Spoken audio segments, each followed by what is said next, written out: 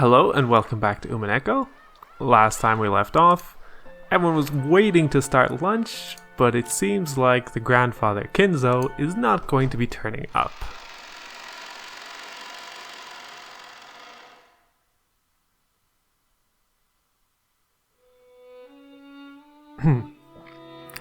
Well, ladies and gentlemen, the family head's health is not at its best. He seemed extremely sad not to be able to share lunch with you all, now that you have gathered for this event that occurs but once a year. Goda, let the lunch begin.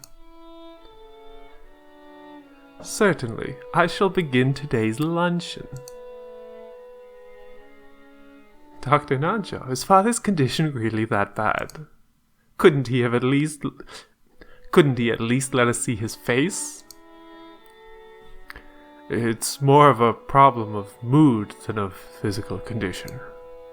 And for that, there is no medicine I can prescribe. Hey, are we talking about his mood again? You gotta be kidding me.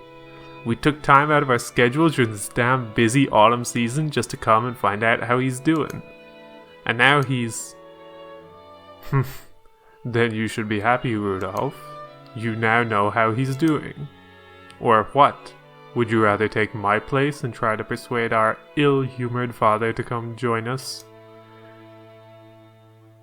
Are you kidding? Rudolph shrugged. Apparently, though Rudolph was willing to be indignant at how self-centered his father was, he wasn't particularly disappointed to be spared a face-to-face meeting. Does it seem like his mood will improve before dinner? Krauss-san? I have no idea. If you want to know that, you should ask him directly. Although I think his mood will improve faster if we don't bother him. Genji-san's the only one who can get grandfather out of a funk. It's pretty pathetic though, making the servants deal with your own parents' bad mood. Jessica, don't speak out of turn. She'd planned for her complaint to be heard only by her cousins, but it had reached even Krauss's ears. Which, judging by the seating table, he's at the far end, she's right in the middle, so everyone heard it, probably? Scolded, Jessica scowled and turned away, sulking. If he's as cranky as they make him sound, he can't be that terribly sick, right? I mean, they're saying he's in a bad mood, not that he's got no energy, which at least proves he's got his wits about him. It's because grandfather has especially strong willpower. However, that doesn't necessarily mean his body will be able to keep up. Since last year, they keep saying that he has 3 months left. If the initial diagnosis was correct, grandfather has been prolonging his life by willpower alone. It's right for us to worry about him. Lunch started with the family head's seat still empty. The man who should be sitting there had already grown old, and the brilliant glory which had rebuilt the Ushiromiya family in the span of a single lifetime was being forgotten. Even though they were beginning the meal with that seat still empty, no one felt it was that odd anymore.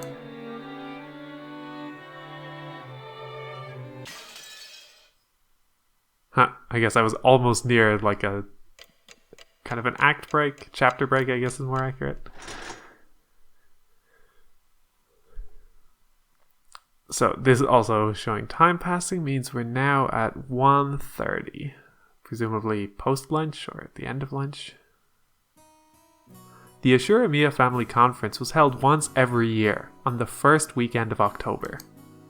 If a normal family were to hold a so-called family conference, you'd expect it to be nothing more than a reunion of rarely seen relatives who greet each other around buckets of sushi or something.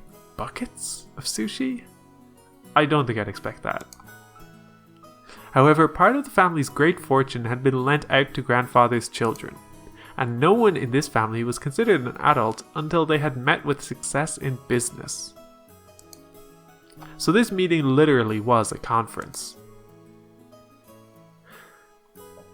So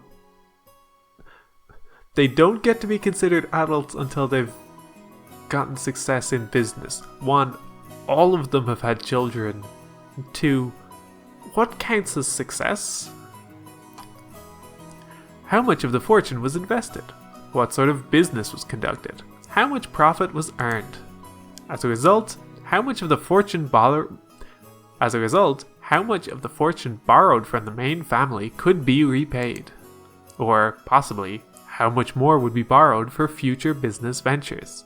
Okay, maybe success is measured in if they start paying it back. What lessons had they learned? And what could they learn from their mistakes? It seems that topics like these were discussed very seriously in the past. My dad said it was like lying on a bed of nails. Apparently, it used to be a very serious family meeting, where people were bathed in scornful and angry voices, and some people even got slapped despite their age.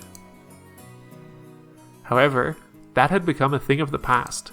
Now, with everyone pursuing their own business ventures and achieving success, it was becoming more of a normal yearly get-together. Even so, telling grandfather about recent events was extremely stressful. So while it was nothing more than a simple get-together for us grandchildren, it was still a real stomachache for our parents. The absence of the man who was the source of all this trouble, regardless of the reason, probably made today's lunch taste much more delicious. The phrase, "while the demon is not around, everyone can relax," comes to mind. Not the phrase I would have thought of. Anyway, let's introduce Jessica's father, whose face I haven't seen for 6 years. The man sitting to my father's left is his older brother, and Jessica's father, Uncle Kanji. This name sure is easy to read. Krauss. Now that we've gotten used to this string of weird names, our perspective is totally skewed. So Krauss doesn't actually seem that bad. It even starts to sound kinda cool. Just like with Aunt Natsuhi, I didn't have many memories of speaking with Uncle Krauss. He had never been one to chat to children, and I felt like he was always talking with the adults, just like Aunt Natsuhi. According to my father's gossip, he was a spiteful and violent man. If what he said is true, Uncle Krauss used to be very domineering from his position as the oldest sibling, and was despised by all the other siblings. Though, despite that, those siblings all seem to be chatting happily together. Oh well, even if their relationship was bad when they were children, sometimes when people grow up and live apart from each other, their relationships change. That's probably what this was. After all, they all had children of about the same age. By sharing the same family environment, they probably profited by exchanging opinions. Maybe because of that, a short while ago the circle of parents began to discuss the exams Jessica and I would be taking. Jessica, in order to escape questions about exams from my father on her left, purposefully faced right while firing off a rapid series of comments, not giving him any chance to get a word in. I'm gonna check Krauss's profile before we get further away from him. We're currently only missing Genji. Ushiromiya Krauss, Kinzo's first child. As the oldest of the 4 siblings, I'm assuming that should be leads, he leads the family conference. However, the other siblings think he is trying to get all of the inheritance for himself, and this further strains the tensions between them. He is a real estate investor, and has put a lot of money into the development of a resort. However, his results have been harshly criticized.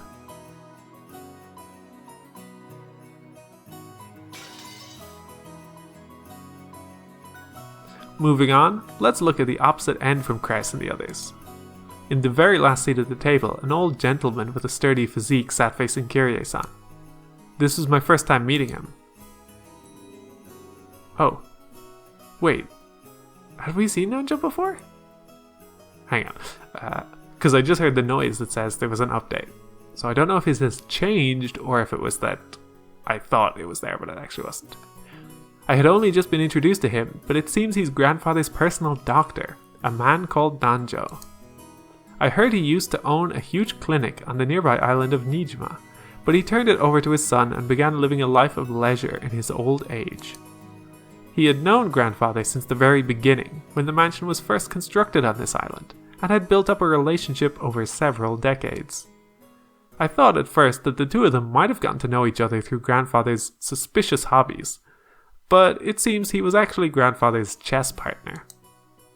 I see. That kind of hobby seems very like our grandfather, what with his love of all things Western. Nanjo's probably the only person who could enter Rokkenjima despite being neither a family member nor a servant.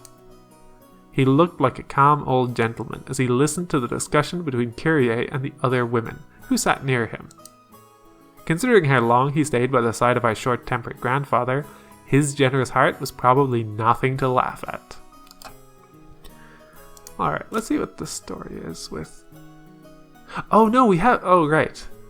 I just wasn't paying attention. We have met Genji because he showed them all to the dining room, so Nanjo's is the last one. Attending physician Nanjo. Kinzo's attending physician and longtime friend. He once ran a hospital in Nijima, but he turned it over to his son and now enjoys his old age in peace. Now that Kinzo's constant suspicion has reached extraordinary heights, Nanjo is one of the very few people he trusts.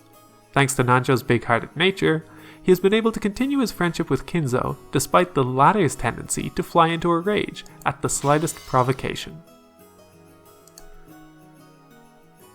Still, even if he was a family doctor, having anyone outside the Ushiromiya family attend the family conference was a little odd. It made me think that Grandfather's condition might have worsened so much it'd be a major topic of discussion at today's conference. After all, George said something like that just a second ago. Something about how we've been getting continuous reports since around last year that Grandfather didn't have long to live. It's nasty to think about it, but consider how rich Grandfather is. At the time of his death, his wealth will suddenly be released, probably along with a fair share of our parents' stomach acid. And it'll lead to ulcers for everyone. After all, this sort of thing just gets messier when there's more wealth to be divided. There's a good chance they'll be talking about stuff like that at the family conference. Still, it's not like it's got anything to do with us kids. It kind of does. You just don't have to deal with it. Finally, even though he hasn't shown up, let me introduce our grandfather. The person who should be sitting in that incipient chair is Ushiromiya Kinzo. It really sucks. Everyone else in the family has these weird names, but he's got this perfectly normal one himself. If only his name were written Kinzo. But he let us call him Goldsmith or something. I'd totally freak out. As you can probably guess by now, he's a frightening person with an extremely short temper. I'm one of his grandchildren, not a son, and I haven't seen him since elementary school. Thanks to that, I have no memory of being beaten myself, but our parents were apparently raised with an iron fist. That earlier conversation between my dad and Uncle Krauss about who should go convince Grandfather to come down seems pretty darn funny once you know their background. I don't know if abuse is funny, Battler.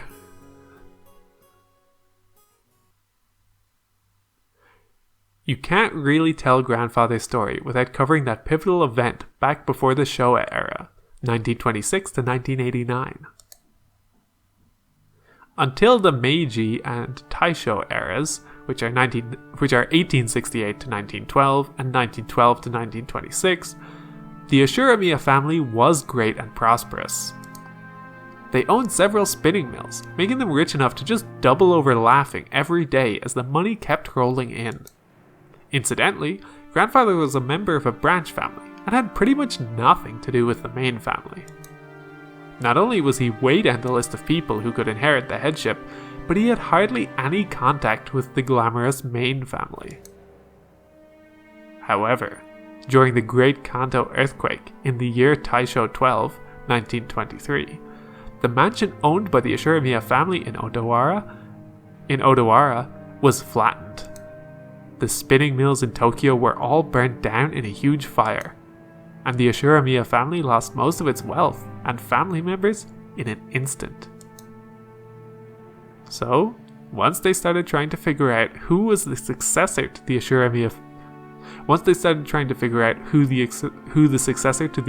family should be, they apparently found no one remaining except Kinzo in his branch family. In Kinzo's later reminiscences, he referred to this as good fortune, so great that it overturned fate.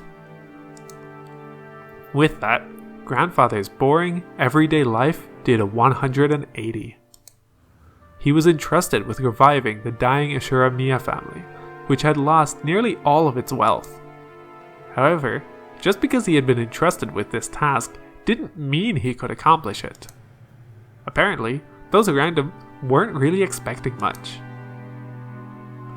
However, this is when grandfather began displaying his extraordinary talent and good luck.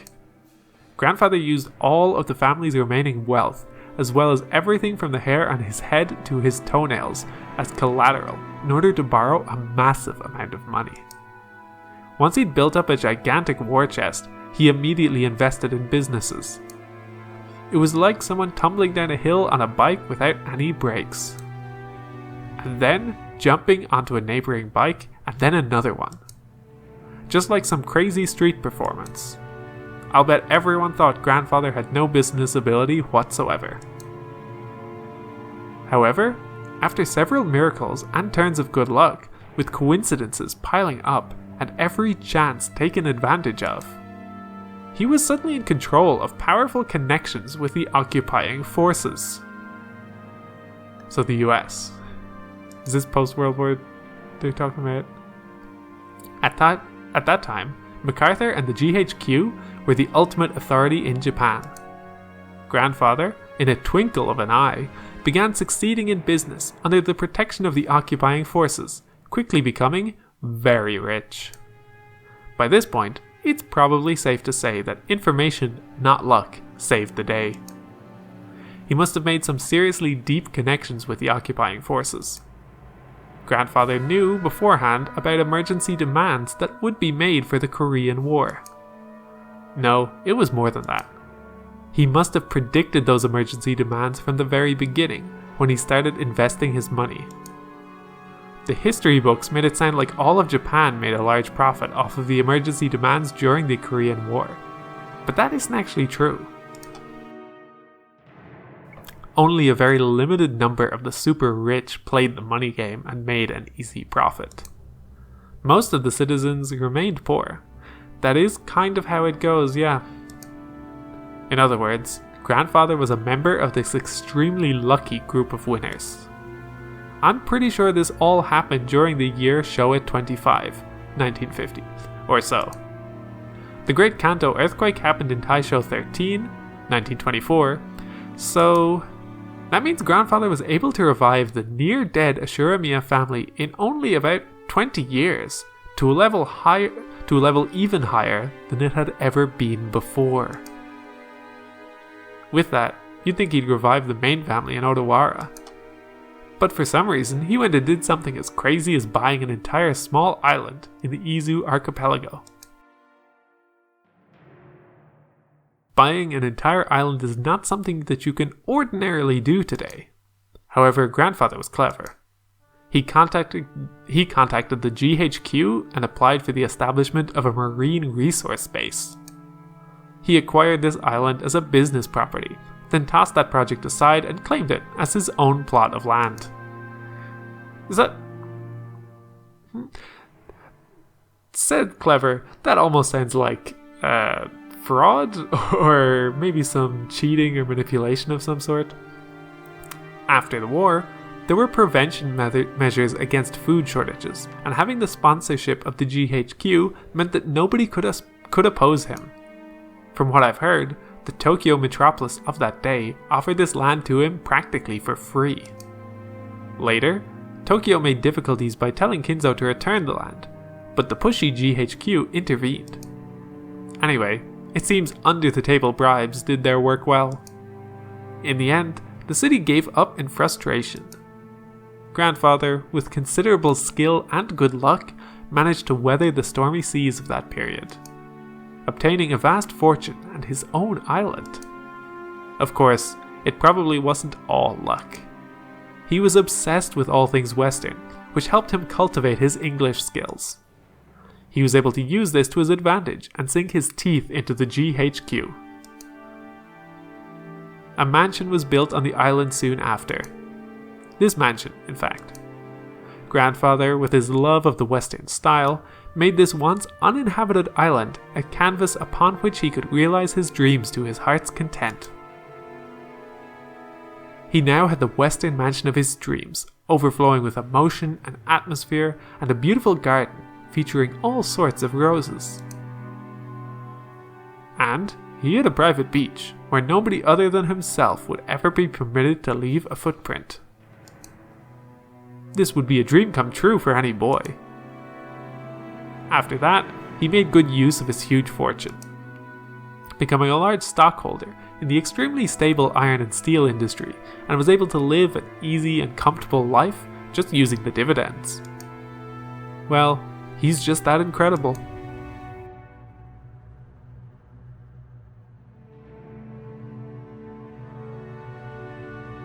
This kind of person usually has the ability to foresee and predict the future, or at least that is how they're portrayed, after the fact. But Grandfather denies all of that, repeatedly saying that he was simply blessed with extraordinary luck. Anyway, even a lord like that can't help but grow increasingly eccentric when locked up alone on an island, where all his dreams are made real. Everyone knows that he's had a Western obsession from the start. But none of our parents really know when his bizarre black magic hobby began. Did his love of black magic begin way back when he became fascinated with everything Western? Or did his miraculous stretch of good luck while reviving his family cause him to feel a mysterious power in himself? At some point, Grandfather began to make the research of black magic his life's work. He filled his study up with suspicious books, chemicals, and magical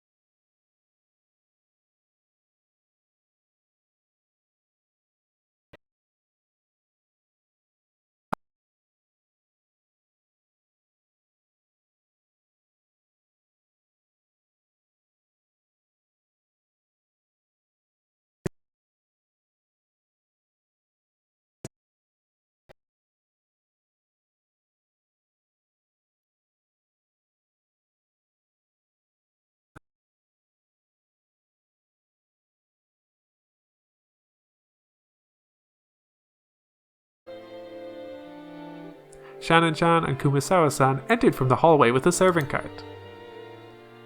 Please excuse us. Now then, let us move on to today's dessert. Goda-san and the others laid the beautifully adorned dessert out in front of us all. I guess it's true when they say you have another stomach for dessert.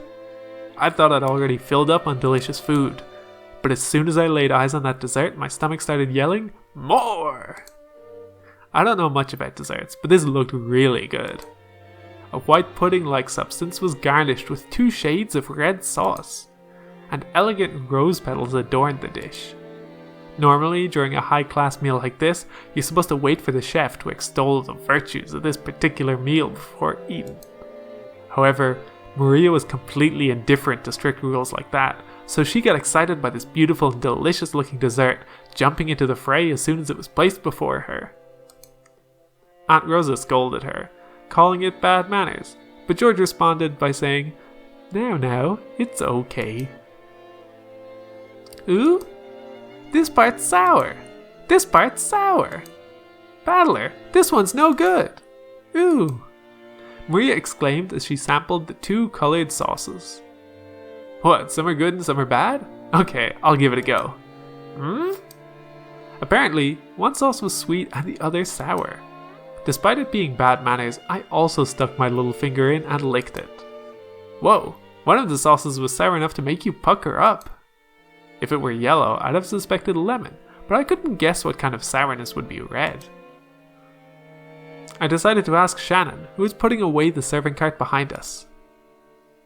Shannon-chan, what kind of sauce is this sour stuff?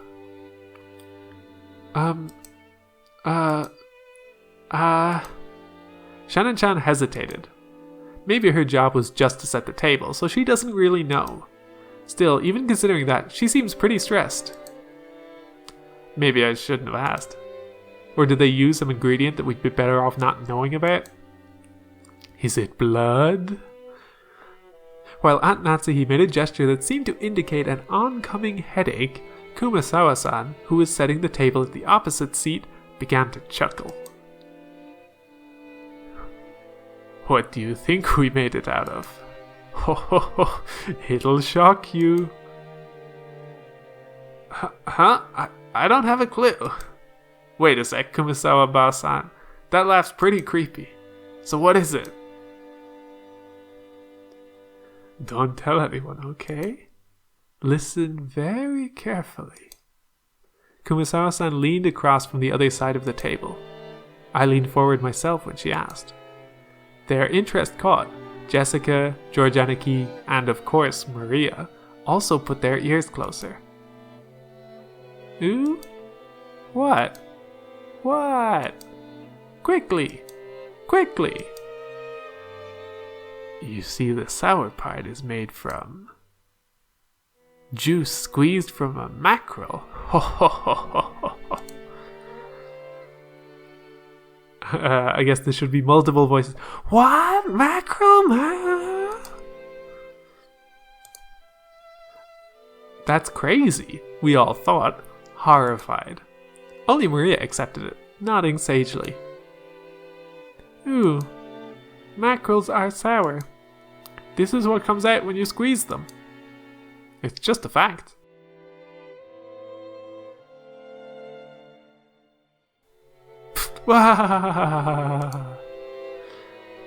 Much laughter, many voices. When Maria started clamoring that mackerel were sour, the adults were unable to contain their laughter. Only Aunt Rosa, her face red, whispered to Maria that mackerel is sour only once prepared as shimesawa. Ah, now I totally remember. Kumasawa-san was always like this, wasn't she? I think I remember her tricking me too in all sorts of ways when I was young. The most lethal has got to be that one. Those flimsy black things in Chinese dishes. They're kikurage mushrooms. She told me they were penguin meat, and I went all around school like a smartass telling everyone, didn't I? Kumasawa-bachan, you sure haven't changed. You know what Maria's gonna believe it now, right? Oh, it's just a joke. Now Goda-san's going to tell us what the sauce really is, won't he? Goda looked a little put off about his masterpiece being laughed at for such a bizarre reason. But after clearing his throat once, he introduced the dessert to us. Well then, allow me to introduce our dessert. After seeing how much you all enjoyed the rose garden earlier today, I finished this panna cotta in a rose garden style. The rose petals scattered across were selected just now from that very rose garden. The sauce is a combination of two reds, strawberry and rose hips. Please enjoy this mixture of the strawberry's sweetness and the rose hips' sourness. Furthermore, the rose petals are merely decorative, so please avoid them while you eat. With that said, please, enjoy. Whoa, man, I almost want to applaud before eating.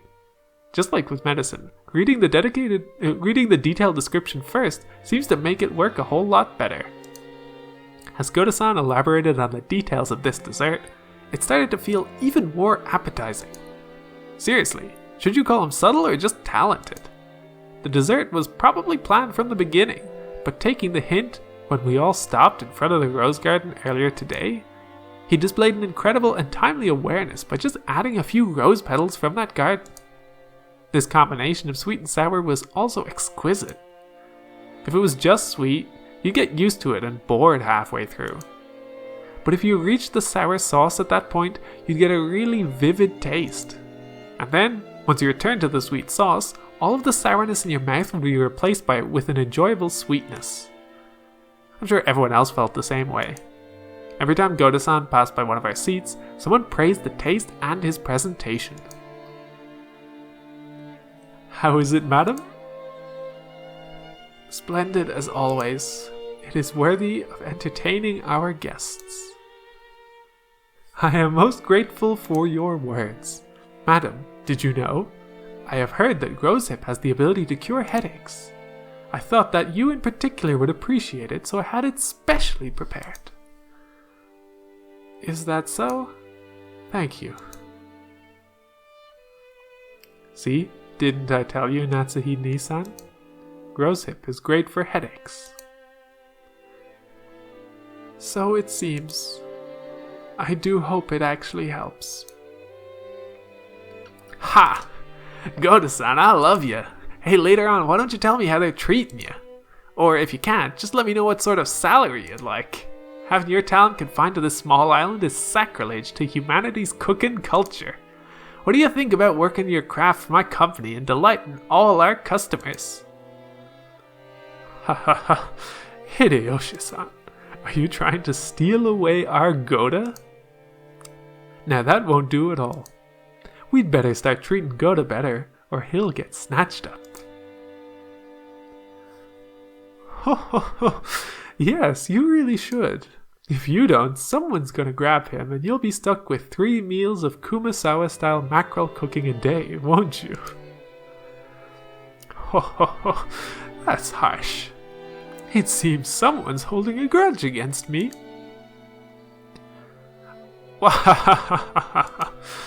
Everyone let out a huge laugh. According to Jessica, Kumasawa-san's mackerel jokes were a running gag that our parents had long since gotten used to. Kumasawa-san often claimed that mackerels had precious nutritional value, which could slow aging, make people smarter, and more. Supposedly, while it couldn't stop the outward signs of aging, it helped prevent aging on the inside. Since she was still spirited enough to tell these kind of jokes at her age, there must be something to that theory. Ho ho ho ho. In that case, if you'll excuse me, prepare yourself for tonight's dinner. I'll be cooking plenty of mackerel dishes for you all, so you'd better look forward to it. Well, we sure will. Can't wait to get all puckered up from tonight's shimisaba. That sounds wonderful. I wonder if they'll be serving any good Japanese sake. Oh, we certainly will. Haven't you heard of Rakujima's famous mackerel shochu? Wahahaha! Kumasawa-san, together with Shannon-chan, bowed and pushed the serving cart away. It was pretty funny to watch Goda-san, who looked like his show had been totally been stolen, explain in his serious voice that we would be having calf steak for dinner. Kumasawa-san, thanks for doing that back there. As she pushed the serving cart, Shannon bowed her head very deeply. Oh, I haven't done anything that requires thanks. Kumasawa may have played dumb, but she had obviously understood and saved Shannon in the nick of time. Back when Battler had asked about dessert, Shannon had unfortunately hesitated. There may have been several ways to dodge the question, but all of them would have required some quick wits. Shannon, who hesitated when hard-pressed for her response, was always suffering because of this small weakness. If only Shannon had a little of the craftiness needed to cleverly shake off a mistake, like Goda, her life would have been a bit easier. The fact that she could perform other tasks flawlessly made this weakness even more unfortunate. However, there were some who understood Shannon's honest nature, her inability to gloss over a mistake and draw attention away from it. That was why Kumasawa had smoothly come to her rescue. I just heard from Genji-san that there will be a change in the afternoon shifts. I believe you were given a break until this evening. Oh, I'm jealous. Huh? Oh, sorry, I haven't checked the shift chart yet. Ah, yes. I was thinking I might start cooking some mackerel in the oven. If you don't mind, I would be happy if you would help out a bit before your break. Yes. I would be delighted to help. To Shannon, Kumasawa was like a mother among the servants.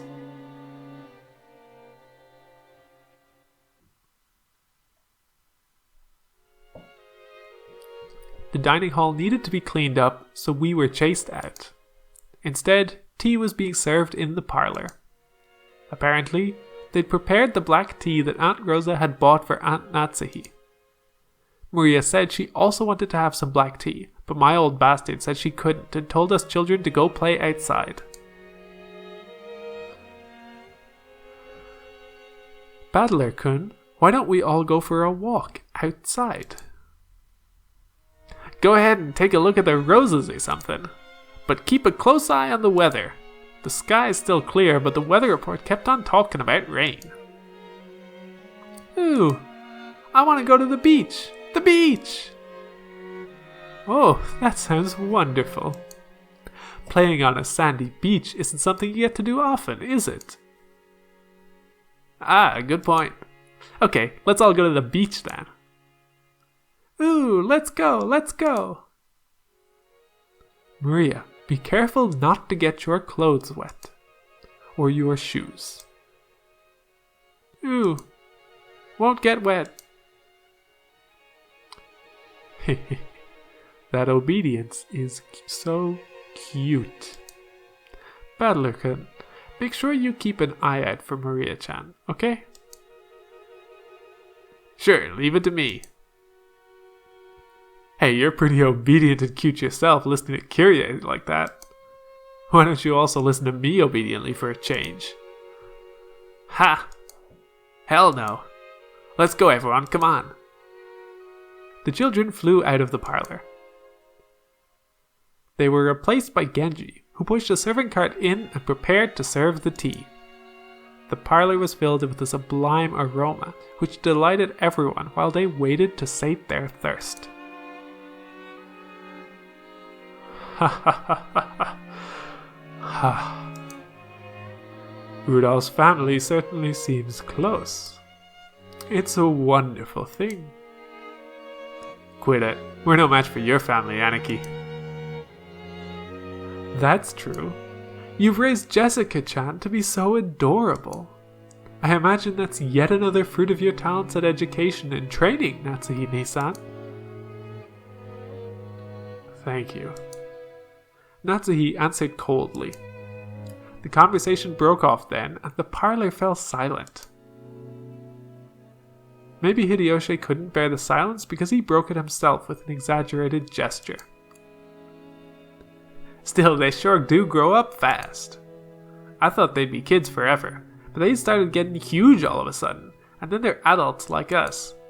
Balakan looks like a completely different person now. His body has grown much bigger, but he's still just a kid. Though, you could say the same about my husband. I wonder where the border between child and adult is. I was asking this earlier. I still don't feel as though I've grown up. How's your business doing? Is it successful? Isn't that pitiful? That's not something the mother of a child should say. Okay, I have maybe implied something about that earlier when talking about business success, blah blah blah, but Krauss, you can't say that to her. That's right. We're not children anymore. We're all adults now. So I wish we could get together on an intellectual level rather than an emotional one, or could talk together on an intellectual level rather than an emotional one. When Ava smiled with sharp sarcasm, everyone seemed to get more tense. It felt as though that pleasant tea aroma had been tossed out the window. Since long ago, we've always endeavored to engage in intellectual conversations. It seems your sarcasm occasionally misses its mark, just as it always has.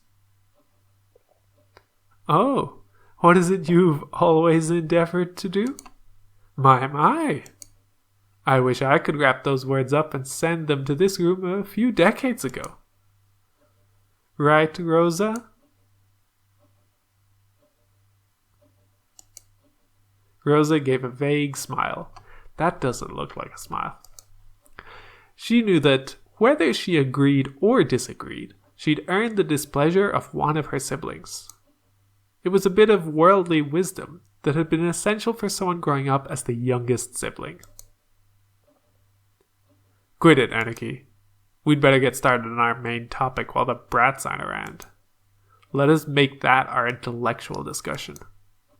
As Rudolph glanced over the faces of all present, some let out a slight sigh, and some let a small look of resignation cross their face. They were approaching their unavoidable, true agenda. Last year, his life expectancy was estimated about 3 months, which I guess means he's got negative 9 months left now. Should we take that to mean it might suddenly happen at any time? The family head is still alive and well. The fact that you'd bring up such an inappropriate topic under the light of day makes me doubt your sanity, Rudolph-san. Still, Natsuhi-san. This is the sort of thing you can't put off until after something happens. He's still healthy now, which makes this the perfect time to talk about this, while we've still got some time to plan. It's just a bit of financial etiquette, you might say. It seems father is the focus of everyone's concern. Dr. Nanjo, could we hear the details from you? That appears to be what everyone else is waiting for, after all. Nanjo, who had been standing by the window and staring out at the rose garden, let out a single cough when he realized that he was being called. Dr. Nanjo, how is father's condition? Well, to begin, allow me to start with a revision, since my estimate last year that he had only 3 months left was not borne out. No need to explain. You're saying that measuring remaining life is only a prediction, not a promise, right? That is correct. Because of that, while I will accept everyone's repeated questions, I can by no means confirm when he will pass away. A human's life is supported by their body and their mind. If the body is weak, the situation becomes more dangerous. But if the mind is strong enough to compensate for that weakness, the effects of one's condition can sometimes remain in a subdued state. So you're saying that even if his body is weak, his mind is still firm and spirited. Kyrie, sorry, but please stay quiet for a bit. I'm sorry. That is correct. Kinzo-san's body is being overwhelmed by the demon of ill health. This will hold especially true as long as he continues to partake of such strong alcohol. So he's in a crisis now because he drinks. And maybe he's lived this long because he drinks. There's Dad for you, the heavy drinker. Well then, Doctor, I know you can't give anything more than a prediction. But what do you think about Father's chances of living until this day next year? That's quite a rude question to ask about the family head. Natsuhi jumped on Eva, not even bothering to hide her astonished expression. Eva stared back daringly, but Hideyoshi realized what was going on and tried to smooth things over with a forced smile. Natsuhi-san, forgive her. Eva, choose your words a bit more carefully, okay? I'm sorry. I was just so concerned about Father's condition. Is that so? I hadn't realized. Dr. Nanjo, please tell us. For the sake of the beautiful love of a daughter worried about her father's lifespan. Krauss laughed sarcastically, and Eva, smiling sweetly, returned an identical chuckle. You ask whether he will still be healthy next year. But as a doctor, it is very hard to say. Because while I do think this lull in his condition will continue for a while, if he suffers some kind of fit, there may be nothing we can do. After all, Rokkenjima is a solitary island. It is not as though an ambulance could quickly jump in to save him. Normally, I would want to have him placed in a large hospital on the mainland. But Father stated that he does not want his noble research interrupted. It seems he holds a grudge over the way we tried to force him out last year. Apparently, he strongly suspects that he'll be shut away in some hospital if he goes outside. And that's how things are now. Has Dr. Nanjo been examining him? Father trusts Dr. Nanjo. It seems he can be examined when in one of his better moods. I can examine his condition, but if I try to recommend medicine or hospitalization, he refuses to listen.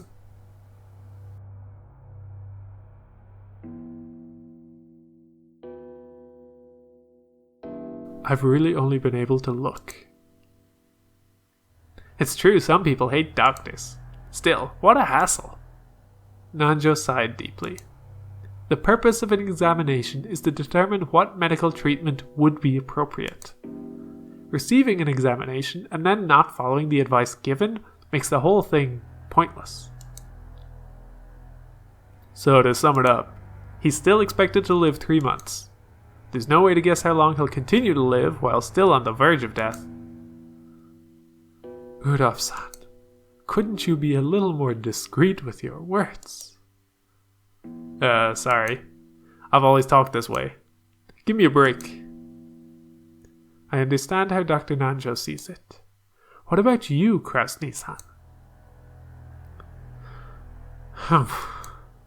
To be perfectly honest, I have to disagree with Dr. Nanjo. I find it truly difficult to think as a father as a person so sick that he has only 3 months to live. His yell is as healthy as ever, and I still get chills at the thought of his fists raining down on me. Pushing the care of your father solely on the shoulders of the eldest sibling is far from fair. Ha ha ha ha.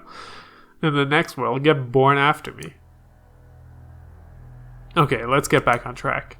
So in the opinion of our impartial and neutral doctor, it wouldn't be odd for him to go away any time.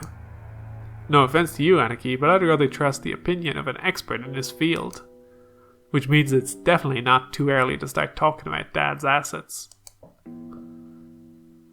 Father's personal funds probably reach as high as several 10 billion yen, right? But it's not as though that's all neatly gathered as ready cash. It's not as simple as simply cutting a birthday cake with a knife. That's an interesting way to put it. And that's right. You sometimes get strawberries or chocolates on top of the cake, making it hard to cut cleanly into equal parts. Given that, don't you think it's important to discuss beforehand how best to stick the knife in? I cannot understand how you can all openly discuss this as though the family head is dead, even though he's still alive. Come now, don't you see how important this is? After all, when the time comes, the inheritance of his fortune must be carried out immediately, right? Moreover, the glorious Ushiromiya house's wealth is vast. Don't you understand that careful discussion is necessary beforehand? There's a huge difference between this family's resources and your family's wealth. How rude! My birth family has nothing to do with this! Natsuhi responded indignantly, though in a low voice, and the already dark atmosphere grew even more hostile. Give it a rest, Eva. Natsuhi-san, forgive us. Pardon our rudeness. Hideyoshi tried to smooth things over by glancing at both with a forced smile, but it only resulted in making the hostility between Eva and Natsuhi even more intense. It seems I'll just get in the way if I stay any longer. Please excuse me. Nanjo rose from his seat and exited the parlor. To an outsider, it may have seemed like a normal act of courtesy, but his back was watched by several glances, envious of his ability to escape. After the doctor had exited and his footsteps had disappeared into the distance, Krauss recrossed his legs. In other words, this is what you all would like to say. Father's remaining life is short. You want to quickly enter into a practical conference concerning the distribution of the inheritance. Why are you so eager, I wonder?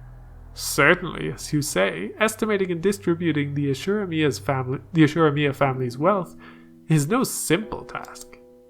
In that case, shouldn't we make careful and deliberate calculations? It seems to me that you're all impatient to split up the cake tonight. Isn't that true, Rosa? What reason is there to be hasty? We aren't being hasty. However, we need to have an agreement between the siblings. It doesn't matter when we do that. But if the day Father's condition worsens is approaching, discussing the matter beforehand hardly seems hasty to me. Rosa shot a glance at Eva and Rudolph. As the youngest sibling in the family, it was hard for her to be cross-examined by the eldest. Oh? Is that your true opinion? I didn't expect that the most honest and pure-hearted of the siblings would say something like that. I wonder if those two told you to say it. That's a yes.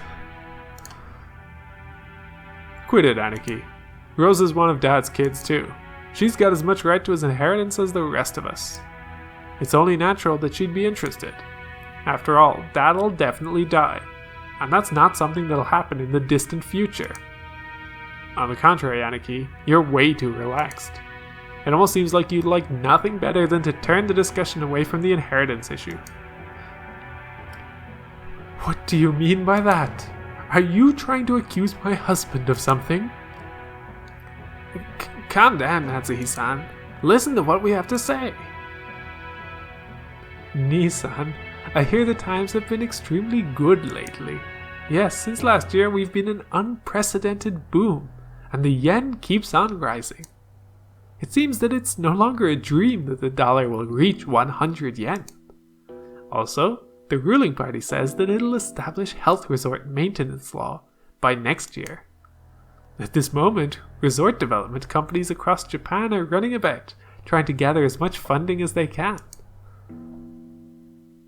You certainly seem to know a lot about it. Japan is about to experience an unprecedented boom. It'll be a repeat of the Korean War demands, the time during which father revived the Ushiromiya family.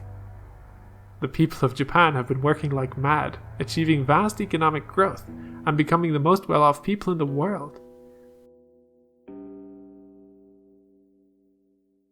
Reaching the height of our prosperity. We've reached an era where private spending is vast, which means easy money for institutions that can capitalize on that fact. The 3 kinds of electrical appliances no longer represent the people's needs. The people need ski resorts, golf courses, public pools, resort hotels, and theme parks. Have you gone to Disneyland, which opened just a few years ago? I hope that's a real thing too. What an excellent theme park. It's a place where even an adult can be a kid and have fun with his family. No longer do we count our sole virtue to be selfless devotion while failing to care for our families. We have become the most prosperous people in the world, and now we can finally enjoy the benefits. These people are already rich though, surely. Krauss-san, your foresight's nothing to sneeze at. When I heard that sort of thing several years ago, I thought it was crazy. But when I heard about the G5 Nations Plaza Accord, that all changed. The yen shot up, and I'll bet the price of land skyrockets soon too. It won't be long before Japan becomes the economic center of the world. You've got a great sense of the direction of the world's moving, Krauss-san. At least there can be no debate about that. I feel the same as Hideyoshi-san. Aniki, you can read into the next decade of history. I'll bet you got that keen sense from Dad. And it's incredible. However, unlike Dad, the timing of your predictions has been a bit off sometimes, right? Nissan, you've been starting resort projects everywhere, convinced that Japan will soon see a boom. But almost all of them continue to fail.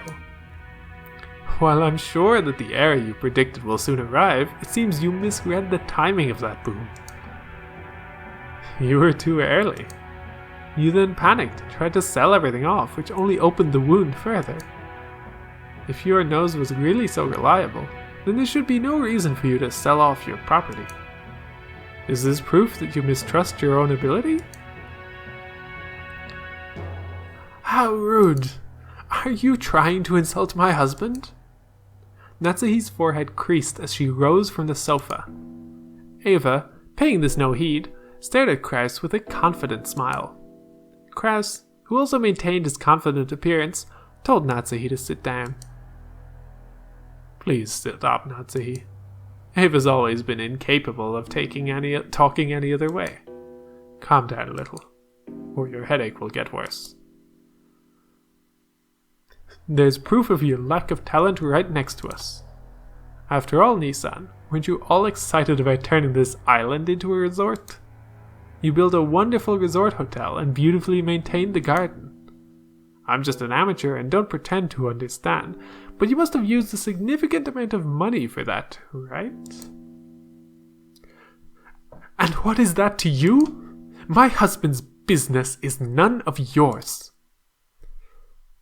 Actually, that's not true, Natsuhi-san. Rokonjima doesn't belong to Aniki. It belongs to Dad. Of course, the hotel does belong to Aniki, right? In fact, we'd be more than willing to pay lodging fees for tonight. What do you think, Rosa? Well, if what I have on hand will suffice. If I can make it into a resort, this island's financial worth will rise.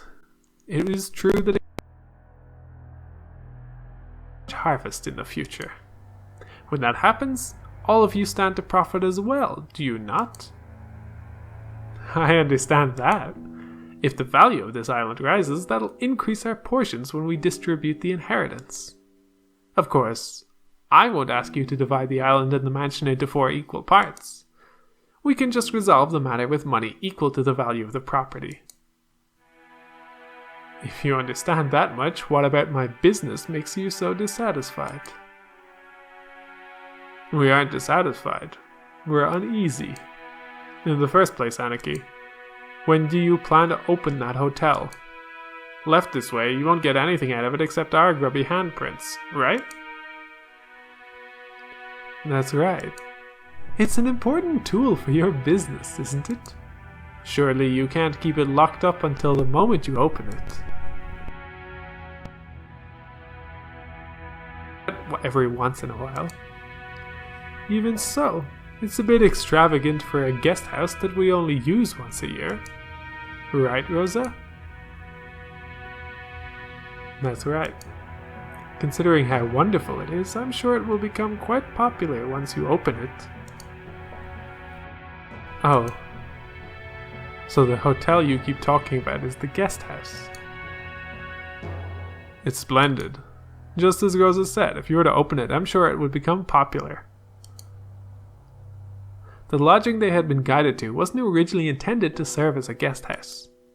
It was originally constructed as a resort hotel. However, even though it was built 2 years previously, there was still absolutely no prospect of it opening. Nissan, it's just like all of your enterprises. Your attention and planning are both fabulous. Then, it always becomes unmaintainable partway through, and ends before you have a chance to earn any profit. You were brilliant when you saw that using the island only as a place to live was a waste. I think it was a pretty good plan to turn it into a resort that could use the prospect of marine sports, fishing, honeymoons, and the like to attract customers. If I were the oldest son, I'm sure I would have strained my brain looking for a way to make a profit off this island. But 2 full years have passed since you finished the building, right? After 2 years, you still haven't had the opportunity to open it. Where's the managing company you entrusted it to? Impertinence! That is not my husband's fault. There has just been some trouble with the company that my husband contracted with. No matter how you look at it, we are victims here. And yet, the rumors we've heard about this company you hired haven't been good at all. Let's be clear about this, dear. Did you really think we wouldn't hear about how lack of payment, embezzlement, and other issues led to the project disintegrating mid-flight? We even have evidence. I don't know what kind of evidence you think you found, but it's all baseless. As new members in the tourism industry, it is necessary for us to lay the groundwork with various people. It is also important to investigate the trustworthiness of our partners. It's merely taken us some time to meet that goal. I'll admit that, in my rashness, the hotel was completed too early. However, it is not as though we're paying maintenance costs. It's a foundation that will eventually become immensely significant. Liar. I'll bet you want to liquidate it, but can't. After all, there's no reason for anyone to buy such an extravagant hotel on an isolated, empty island without any established sightseeing routes. And anyway, what about all the loans you made for this project? Even if you aren't in current maintenance costs, the borrowed money that you can't return just keeps growing. Sorry, Krasny-san, but I've investigated the development plan for this island a bit. To be honest, I haven't heard anything good either.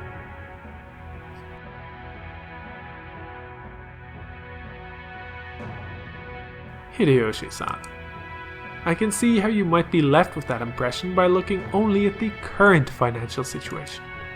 However, this is a forward-looking investment.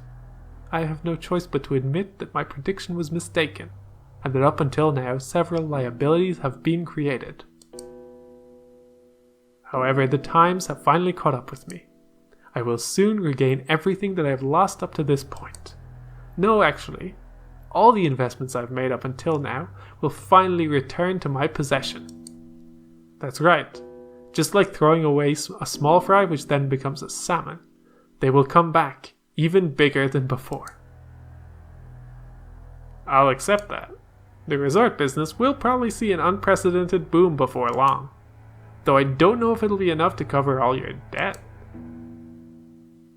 However, Krasny-san, after all your failures in the past, who exactly do you expect to provide you with funding? And this isn't some small amount we're talking about. You'll need enough funding to fill the massive hole you've dug. What are you trying to say, Hideyoshi-san? Natsuhi-san, please don't get angry. We've looked into this too. We checked to see who might have provided Krasny-san with enough financing to support his recent large-scale projects, despite his string of failures. And we discovered that no such backer exists. The iron rule of the money roulette is that you bet against the loser. Aniki, you're a fairly well-known loser in this field.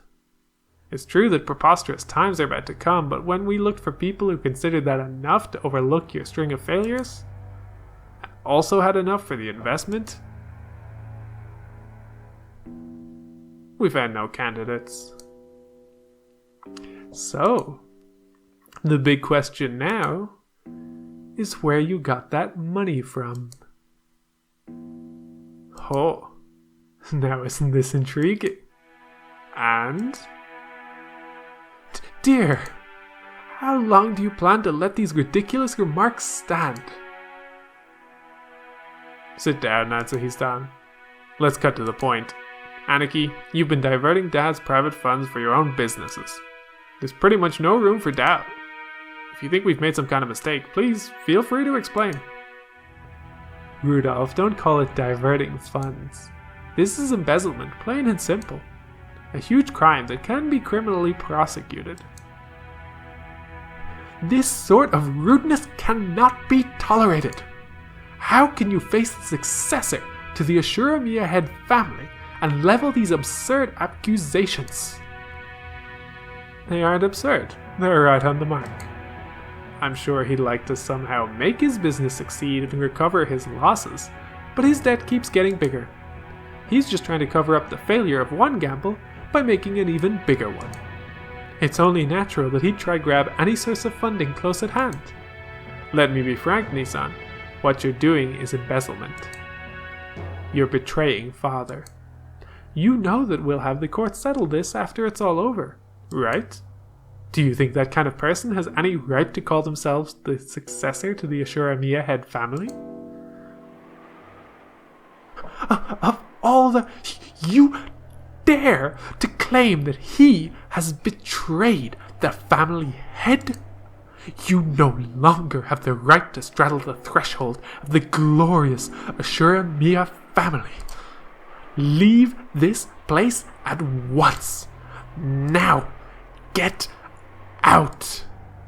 Natsuhi, who had already reached the limits of her anger, shouted at Eva in a rage. She then pointed alternately at Eva and the hallway, demanding that she leave. Eva took out a folding fan and fanned herself with it, glaring maliciously at Natsuhi, as though silently daring her to repeat what she'd said. However, her mouth was still smiling, curved in the shape of a crescent moon. In that unpleasant silence, Rosa gulped. Hey, Natsuhi-san. To whom do you think you are speaking in such a tone? I'm speaking to the exceedingly rude sister of my husband. As the person in charge of the main family's kitchen, I cannot overlook any more of this. In charge of the kitchen.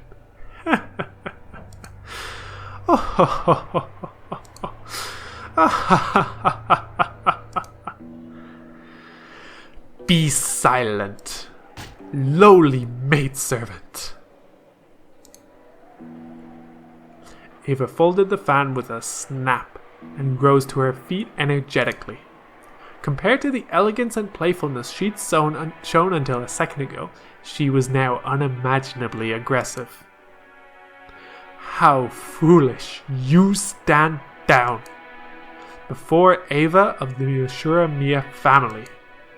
You tell me to stand down? Me, Ushiromiya Eva, the third ranked in the Ushiromiya family hierarchy, and the one allowed to sit at the left shoulder of the head?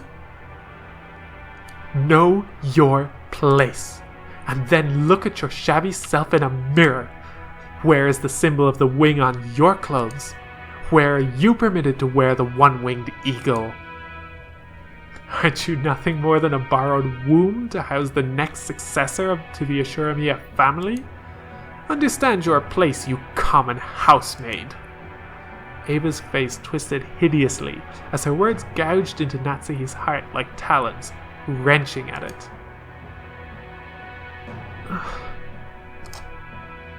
There were 100 ways Natsuhi wanted to respond. However, her anger and sorrow crushed her throat, and none of those words managed to make it to her mouth. Her anger had nowhere to go, and became a single hot tear that slowly dripped down. What's wrong? If you have something to say, please do so. Come on. Ava faced her with a provocative gaze. However, Natsuhi could do nothing but tremble, her clenched fists quivering. Krauss quietly broke that powder keg tension.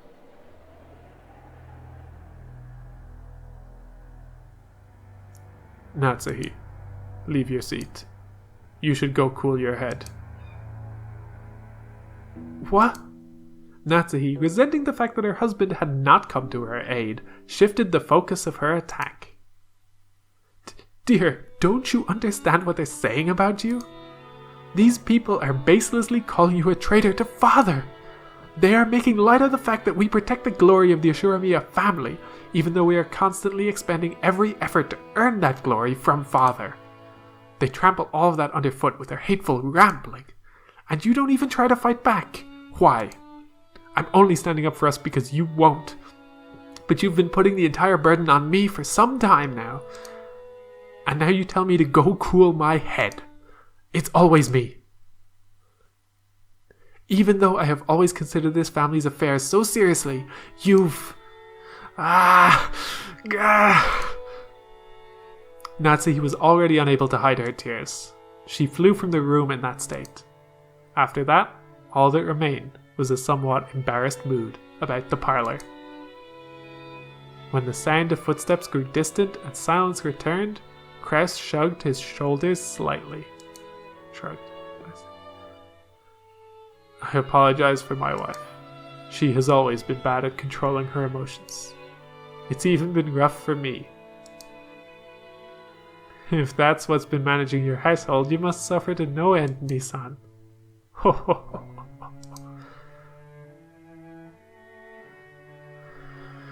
God, I feel bad for Natsuhi. She's also rich, but still.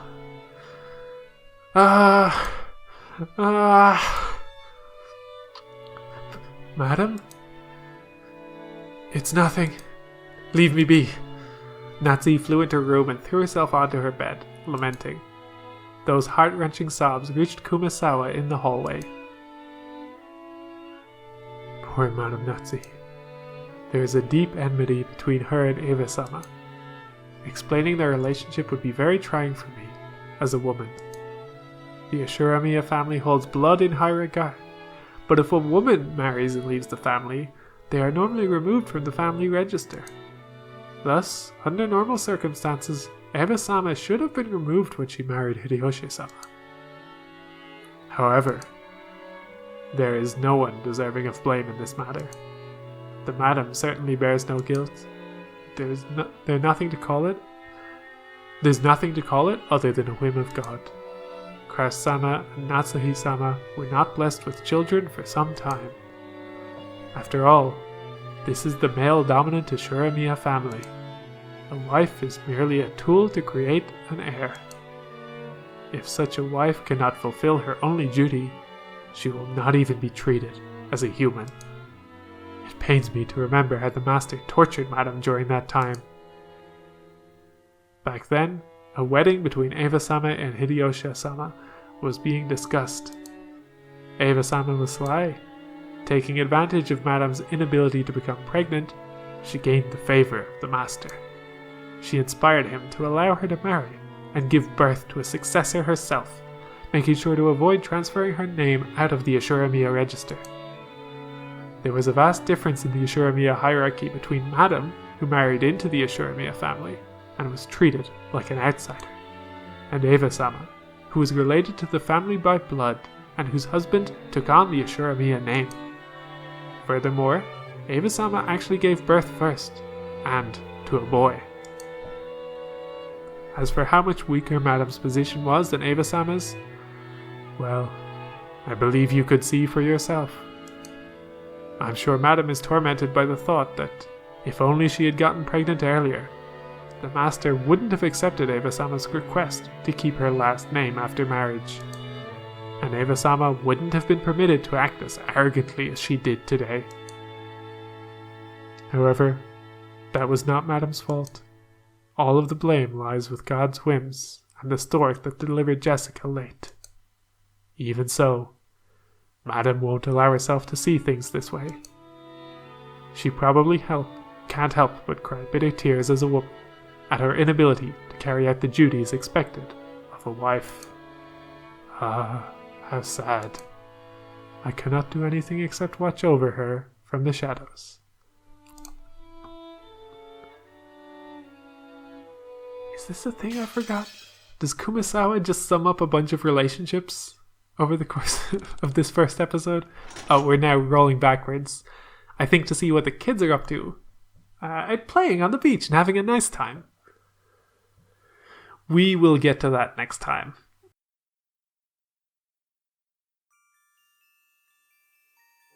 There is one thing briefly I want to mention, since we have all the character portraits now. That Eva was asking Natsuhi, where does she get to wear the one-wing symbol of the Ushiromiya family? Do you notice there is no such symbol on her outfit or sprite anywhere? Meanwhile, grandfather has it, Krauss has it, Eva has it, Hideyoshi also does not. It is a symbol worn by the Ushiromiya family and trusted Ushiromiya family servants. You'll notice Genji has it, as does Shannon on her leg, and Kanon for some reason gets to wear it on his collar and does not have to have it as a weird tattoo or something. Goda does not have it, and in fact neither does Kumasawa-san. But specifically when Eva is talking about that with regards to Natsuhi, that's about Natsuhi not being considered a real Ushiromiya family member. She is a wife and not properly a member of the family. With that, it's been a long and difficult one. I hope Natsuhi can have better times in the future. But for now, thank you for watching, and see you next time.